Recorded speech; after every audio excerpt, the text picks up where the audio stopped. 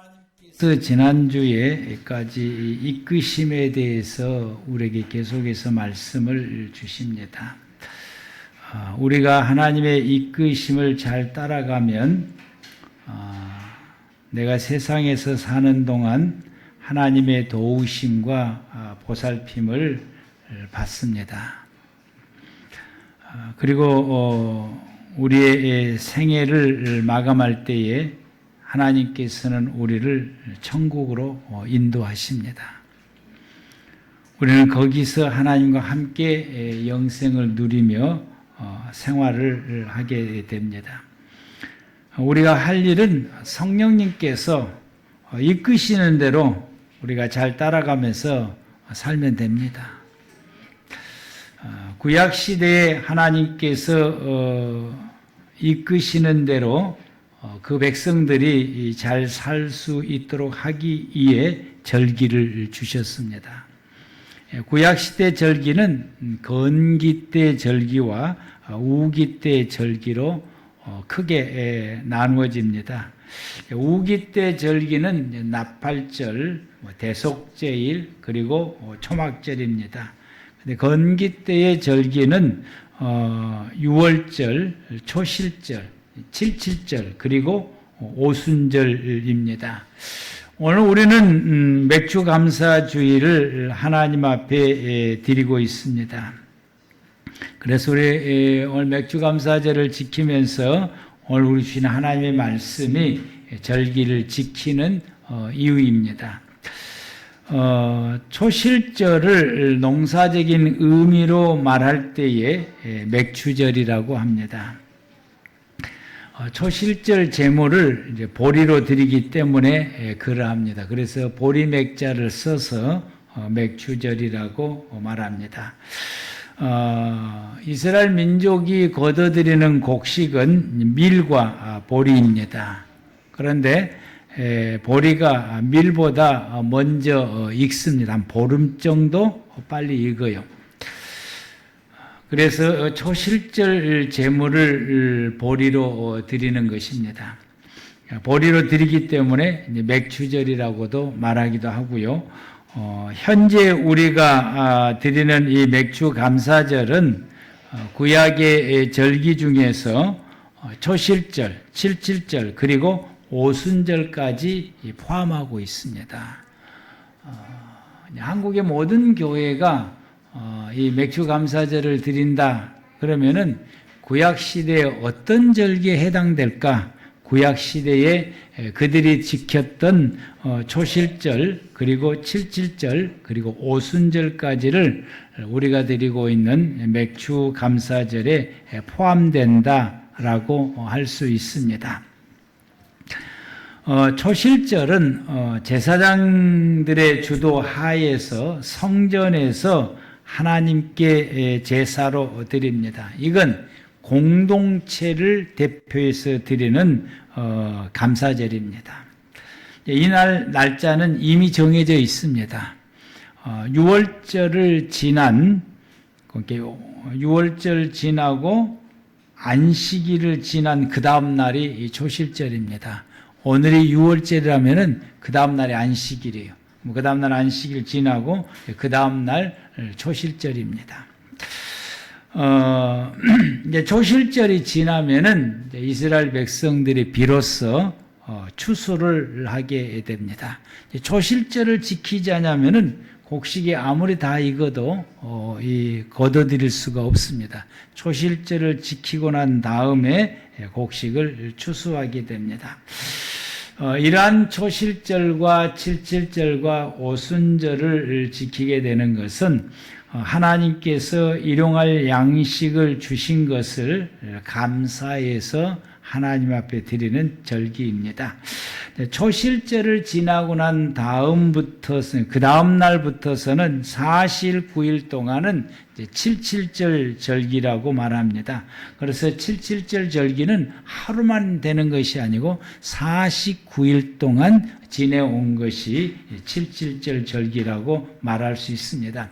왜냐하면은 7일, 7주라 그래서 칠칠절이라고 말하는 거예요. 77은 49일이기 때문에 49일입니다.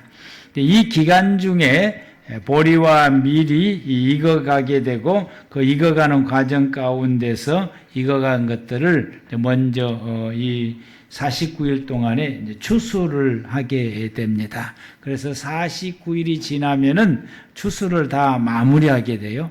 추수를 다 마무리하게 되면은 추수하게 주셔서 감사하다고 감사절로 지키는 것이 오순절입니다. 이 49일 동안에는 보리와 밀이 익어가면서 추수를 하는가 동시에 이 기간 중에는 과일나무 꽃이 피어서 수정하는 기간이기도 합니다. 이 기간 중에 과일나무가 수정이 돼. 이 과일나무가 수정이 잘 되어야 가을에 또 풍성한 과일을 거둬들일 수가 있습니다. 그래서 이 77절 기간 중에 이스라엘 백성들이 곡식을 추수하여 첫 열매와 11조를 성전에 가져다가 드리게 됩니다. 이 시간이 그들이 이제 시간 나는 대로 들여다보게 되니까 수장절까지 곡식과 과일의 모든 첫 열매와 11조를 수장절까지 다 1년 동안 그 양을 다 드리게 됩니다. 수장절이 되면 이제 하나님 앞에 드린 것이 이제 마감이 되는 거예요. 이 예물들, 이제 첫 열매와 그리고 11조의 이 예물들을 성전에 드림으로 통해서 제사장과 레위인들, 성전의 일을 돌보는 제사장과 레위인들, 그리고 이스라엘 민족 가운데서 가난한 사람들의 양식으로 쓰여지게 됩니다. 이렇게 함으로써 제사장과 레위인들이 이 종교 생활을 온전하게 하게 되고, 그래서 레위인과 제사장들이 아무 걱정 없이 종교 생활을 활동을 할 수 있어야 됩니다. 이분들이 종교 생활을 제대로 활동을 하게 되게 되면은 그 결과로 어떤 일이 있느냐 하면은 이스라엘 백성들의 신앙 생활이 유지가 되는 거예요. 제사장과 레위인들이 이 종교 생활에 쪼들려서 제대로 하지 못하게 되면은 그 결과로 이스라엘 백성들의 신앙의 생활이 제대로 안 되는 것입니다. 이게 제대로 하기 위해서 이와 같은 그 제도를 주시고 그리고 이 절기를 지키라라고 말씀합니다. 여호수아 때에 이스라엘 백성들이 가나안 땅을 점령하여 그 땅을 12지파에게 골고루 분배했습니다. 그리고 이 12지파에게만 그 땅을 분배한 것이 아니라 12지파에게 이 땅을 분배하면서 그 12지파에게 제사장과 레위인들을 함께 골고루 파송해서 다 보냈습니다. 마을이 큰 지역에는 제사장과 레위인들이 함께 가고요. 마을이 적어서 인구가 적은 곳에서는 제사장 숫자가 모자라니까 그 인구가 적은 데는 레위인만 파송을 하기도 했습니다.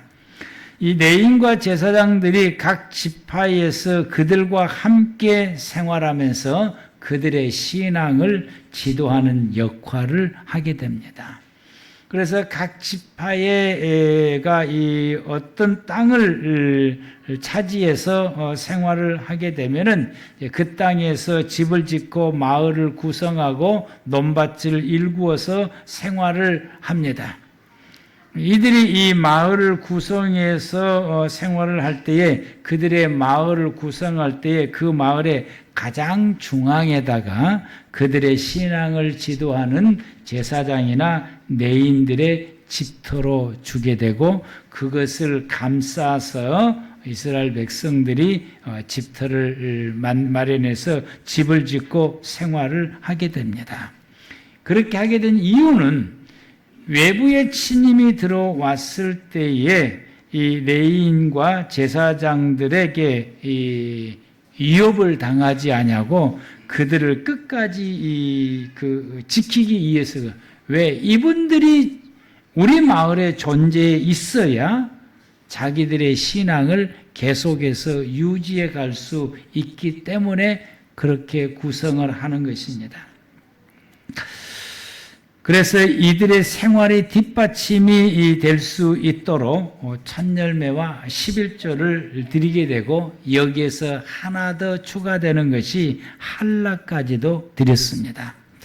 민수기서 15장 17절에서 21절 말씀을 보면은 여호와께서 모세에게 말씀하여 이르시되 이스라엘 자손에게 말하여 이르라. 너희는 내가 인도하는 땅에 들어가거든 그 땅의 양식을 먹을 때에 여호와께 거제를 드리되 너희의 처음 익은 곡식 가루 떡을 거제로 타작마당에 거제같이 들어드리라. 너희의 처음 익은 곡식 가루를 대대에 여호와께 거제로 드릴지니라. 이 말씀은 여기에 해당되는 것이 거제로 드리라고 해당되는 것이 할라라고 말하게 됩니다. 할라는 어떤 것이냐면은 매일 밀가루를 빻아서 밀가루를 만들어서 그리고 식구들이 먹을 그 밀가루를 이제 반죽을 하게 돼요. 반죽. 그럼 이 반죽에서 조금 떼어내서 제사장과 내인들에게 드리는 것을 말합니다.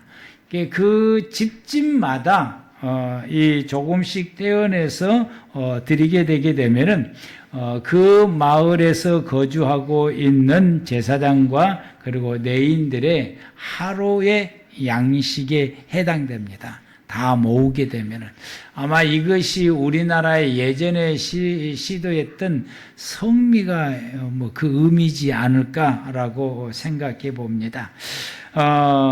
이렇게 하는 그 이유는 식구들이 하루에 먹을 그 밀가루를 만드는데 맷돌로 갈아서 만들어요. 이제 맷돌로 갈아서 만드는데 이 밀가루를 식구가 먹을 수 있는 이 밀가루를 만드는 데에 걸리는 시간이 10시간 정도 걸린다고 그래요.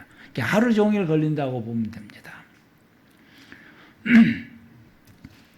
그런데 이 내인들이나 제사장의 이 가족들이 이 밀가루를 만드는 데에 시간을 허비하지 말아라고 하는 거예요. 그 시간을 허비하지 말고 그 시간에 우리를 위해서 기도하고 그 기도하는 중에 하나님의 말씀을 받아서 우리의 신앙생활을 잘 지도를 해달라고 하는 거예요. 그거 잘 지도해달라고. 그래서 그들의 신앙을 이런 밀가루 만드는 이런 일에 헛수이 쓰지 말고 우리를 위해서 기도하고 우리를 위해서 말씀으로 가르치는 이 사역하는 일에 써달라고 하는 그 의미로 그들의 그들의 시간을 이렇게 아껴주기 위해서 밀가루 만드는 이 시간을 이스라엘 백성들이 감당해서 할라를 드리게 되는 거예요. 할라를 드리게. 그런데 사사시대에 왕이 없으므로 자기 소견대로 행동했다라는 말씀이 있습니다. 사사기서 17장 6절 말씀을 보겠습니다. 다 같이 시작.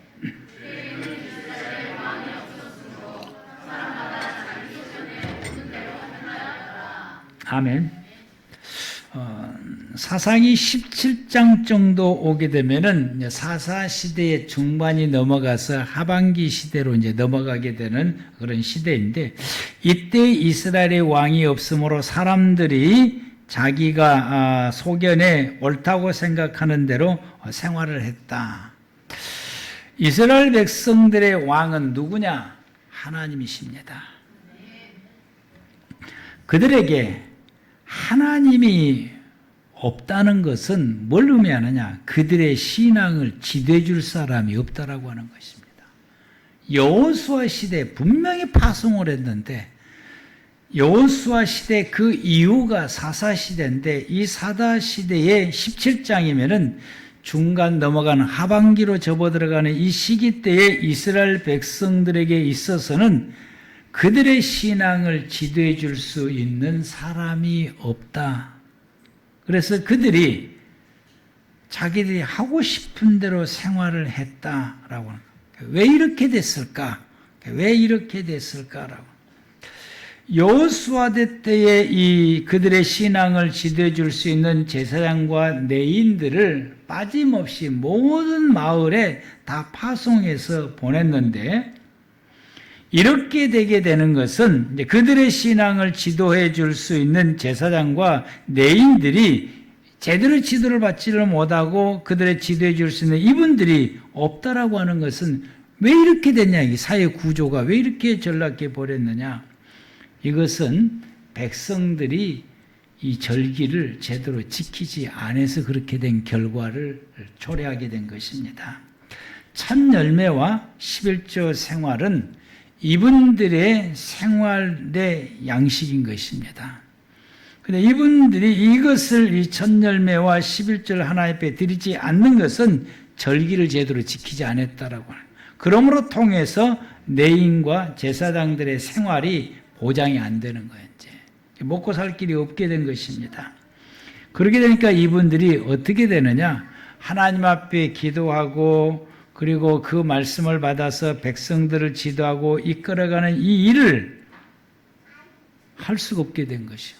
가족들의 이 생업을 위해서 일하다 보게 되니까 이 백성들의 신앙을 지도할 수가 없게 되고, 또 백성들이 절기를 지키지 않을 정도가 되게 되면은 제사장이나 레위인들의 신앙의 지도를 받지를 않는 거예요. 이제. 웃긴 소리 그만하세요. 이렇게 되는 것입니다. 그래서 이분들의 신앙을 받질 않아요. 거부하고 오히려 핍박하고 그분들의 지도를 받질 않습니다. 그 결과 이스라엘 백성들의 신앙이 무너지게 되고 하나님 없이 살아가게 됩니다. 그래서 그들이 자기의 소견에 옳은 대로 자기 마음대로 하는 것이고 자기들이 하고 싶은 대로 하는 것입니다. 오히려 그들은 바알을 섬기기를 시작하게 됩니다. 그래서 하나님 없이 살아가는 생활을 하게 되는데, 이렇게 되면은 하나님 없이 사는 것이 그들에게는 재앙입니다. 이 사사시대 때 이스라엘 백성들이 하나님 없이 살아가는 것이 재앙이라고 하는 사실을 아마 깨닫지를 못했던 것 같습니다. 그러므로 절기를 지키라고 하나님께서 말씀하신 그 이유는 그들의 신앙을 계속해서 유지하기 위함이었던 것입니다. 하나님은 우리의 신앙을 계속해서 유지하여 하나님과 함께 살기를 원하십니다. 우리 모두가 다 이 계속해서 우리의 믿음을 지켜가고 그리고 계속해서 믿음 생활을 잘함으로 매일매일 하나님과 함께 살아가는 우리의 신앙의 생활이 되기를 하나님께서 원하십니다. 왜냐하면 우리에게는 영생이 있기 때문에 그러합니다. 영생을 누리려면 신앙을 끝까지 지켜야 가능합니다. 믿음으로 시작하였다가 그 믿음의 생활을 끝까지 지키지를 못하게 되면 영생은 우리에게 없습니다. 우리의 신앙을 잘 지키려면 우리의 신앙을 지도해 줄 영적 지도자가 반드시 있어야 됩니다. 그리고 우리는 그들의 영적 지도를 잘 받아야 됩니다. 지도를 잘 받아야 우리가 이 신앙을 끝까지 유지할 수가 있습니다. 지도하시는 분들을 우리가 거역하거나 배척하거나 불순종하게 되면은 우리는 우리의 신앙을 지도받지를 못하게 되니까 그 신앙을 끝까지 유지하기가 힘듭니다. 백성들의 신앙을 지도할 영적 지도자가 있도록 하기 위해서는 그들에게는 절기를 지키는 것이 필수적이었습니다. 그래서 하나님께서 그들에게 절기를 지키라, 이 3대 절기를 지키라라고 말씀한다. 이 절기를 나누면은 7개 절기가 되고 계절적으로 나누면은 우기 때와 건기 때로 나누어지게 됩니다. 성도들이 교회를 지키고 목회자들을 따르고 그리고 그분들의 생활을 책임진 이유는 바로 나의 신앙을 지키기 위함인 것입니다. 하나님께서 믿음의 성도들의 신앙을 지키도록 하기 위해서 하나님께서 우리에게 교회를 주셨고 그리고 목회자를 시대 지금까지 교회가 시작할 때부터서 지금까지 목회자를 끊이지 않고 주었습니다.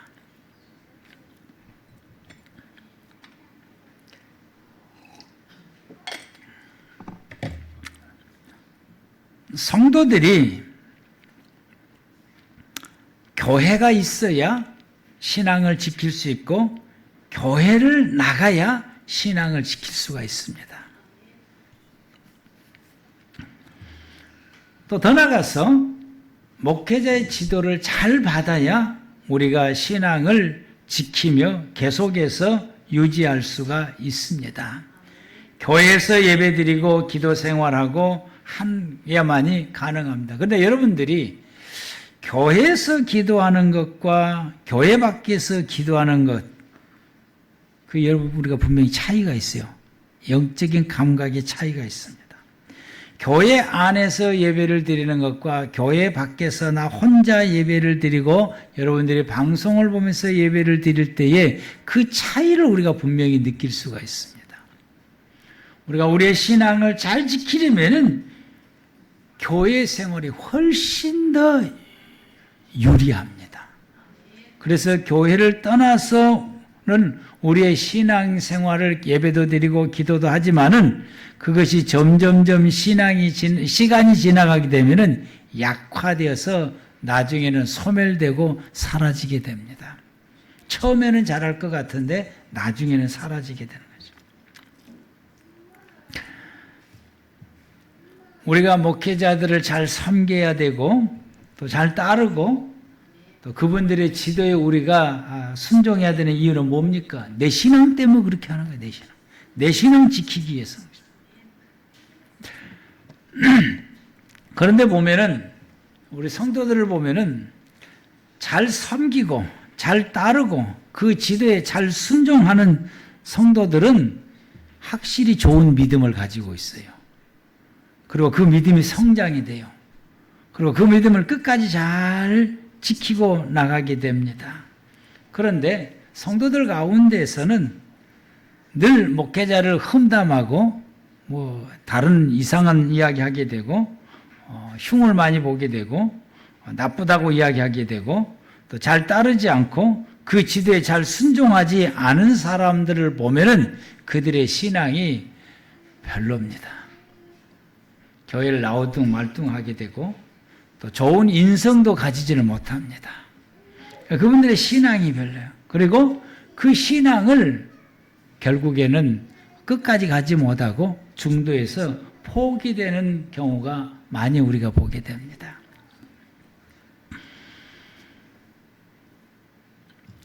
이런 분들, 이단에 빠진 사람들 가운데에서 대부분이 이와 같이 목회자들에 대해서 좋지 않는 감정을 가지거나 좋지 않게 말하거나 대적하거나 반대하거나 불순종하거나 이런 사람들이 대부분이 이단으로 많이 빠지거나 아니면은 교회를 떠나거나 하기도 합니다. 신앙이 무너지면 우리를 돌보시고 보살펴 주시는 하나님을 잃게 됩니다. 우리의 신앙이 좋은 신앙을 갖지를 못하게 되면은 하나님께서 나를 돌보시고 보살펴 주시는 하나님이 아니라 나를 징계하시고 야단치시고 꾸지람하시고 재앙을 내리시는 하나님이 됩니다. 이런 사람이 가장 불행한 사람입니다. 이런 사람을 두고 성경은 저주받은 사람이라고 말합니다. 초실절이 지나면은 바로 77절 주간이 바로 시작됩니다. 그때부터서 이 49일 동안이 77절 절기 기간입니다. 이때가 날씨가 매우 불안한 계절입니다. 이 기간에 비가 오기도 하고 뜨거운 바람이 불기도 합니다. 이때 이제 뜨거운 바람이 불기 시작할 때고, 이때는 비가 줄어들지만은 또 간간히 오기도 해요, 이제. 이 기간 중에 이 비를 맞으면서 곡식이 여물어 가게 되고, 여물어 감으로 통해서 열매가 잘 맺는 곡식을 추수하게 되고, 이 기간 중에 비가 오지 않게 되면 곡식이 여물어 가는 것이 멈추게 되고, 뜨거운 바람이 불어오게 되면 그대로 말라버리게 되는 거예요. 여물지 않는 곡식을 거둬들이게 되므로 소출이 적어진다라고 하는 거죠.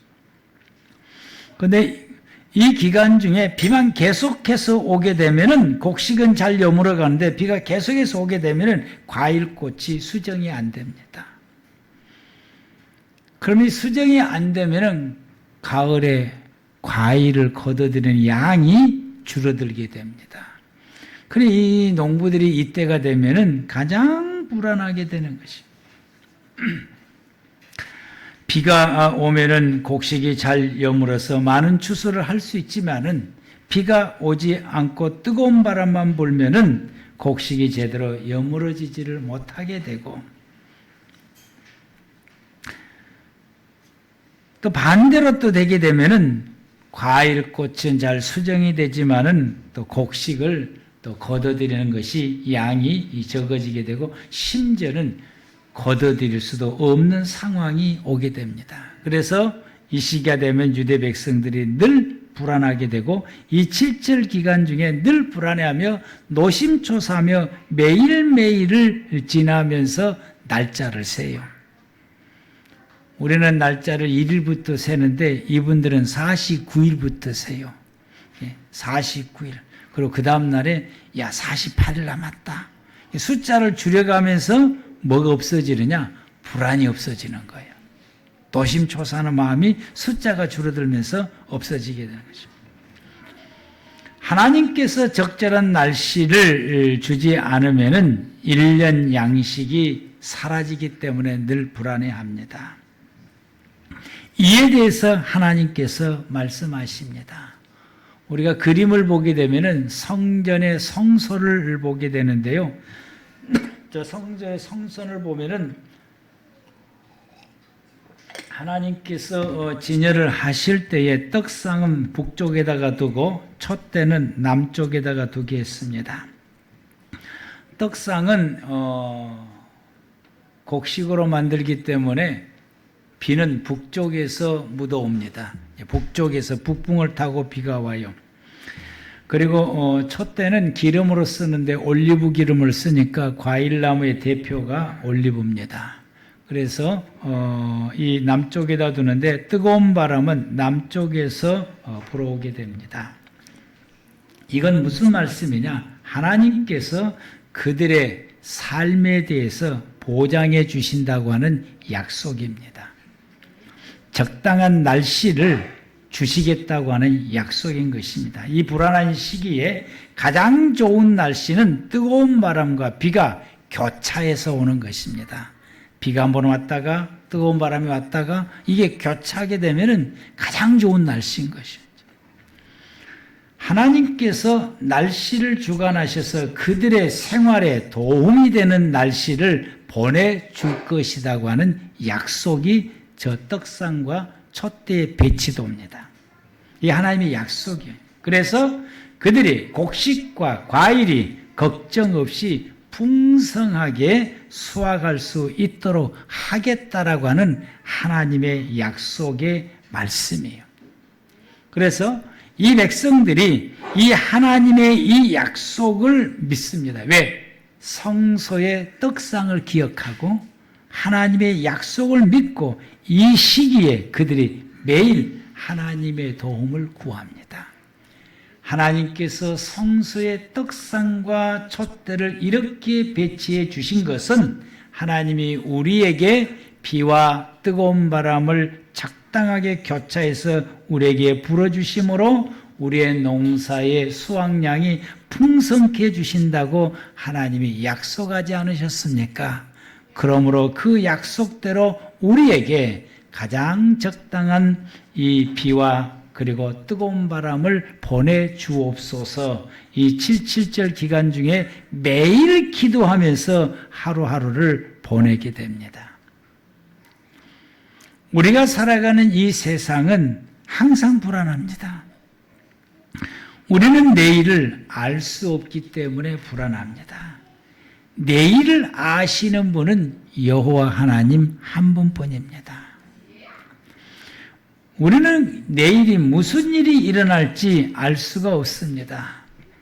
우리가 보면은 천재지변이 일어나기도 하고 자연재해가 일어나기도 하고 이번처럼 느닷없이 전쟁이 일어나게 돼서 우리의 생활이 이처럼 어려워지게 만들기도 합니다. 이러한 일들이 일어나게 되면 사람들의 삶이 피폐해지게 되고 황폐해지며 어려워지게 됩니다. 그래서 사람이 살아가기가 때로는